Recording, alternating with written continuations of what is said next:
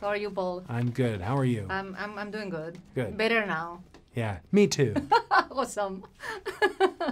So the first question would be, Antman is like the real everyman, like superhero, so to speak. Do you think that's the reason that they chose you in the first place? Because it responds a little bit to... Honestly, I'm not sure. I don't know. I knew that they... I think there were some comedic elements to it that I think they thought, all right, well, I do a lot of comedy, so they maybe felt a little comfortable there. Their reasonings for choosing me, though, I really can't say with any certainty. I'm just happy that they said yes.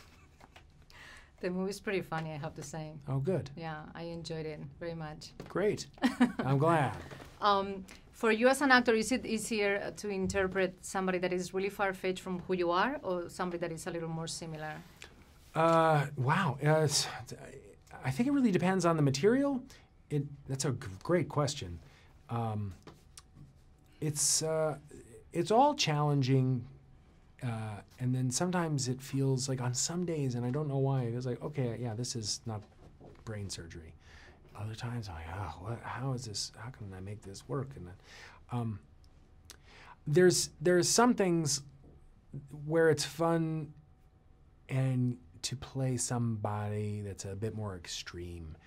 Like I think of Brian Fantana in Anchorman. I mean, it's a cartoon, so you can't overdo it in something that is so blatantly ridiculous. It's fun to do, and there's plenty of wiggle room to just go crazy. Yeah.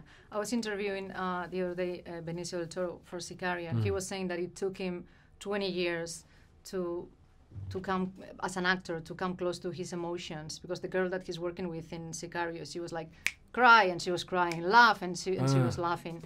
And he said that it took him 20 years, that now he's like more comfortable with that.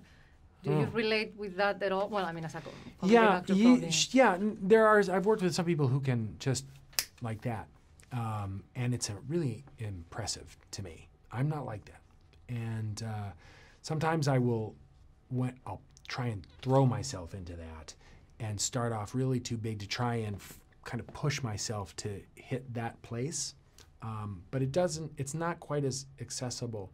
And then the other flip side of that is sometimes now I've been doing it such a long time that a thing happens where it's like, wait, how do I do this? Where it's not as easy as it used to be, and that seems to not make any sense. But sometimes I'm like, oh my gosh, how do I approach this again? Yeah. It's weird.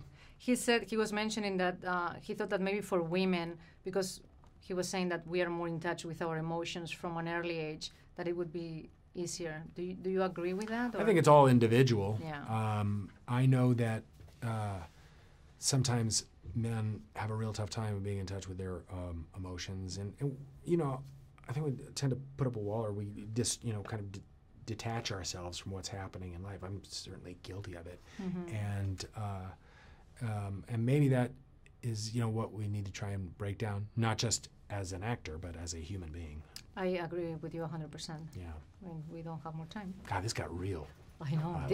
Deep shit. Yeah, deep shit. Another hug. Oh, nice to see you. Thank you.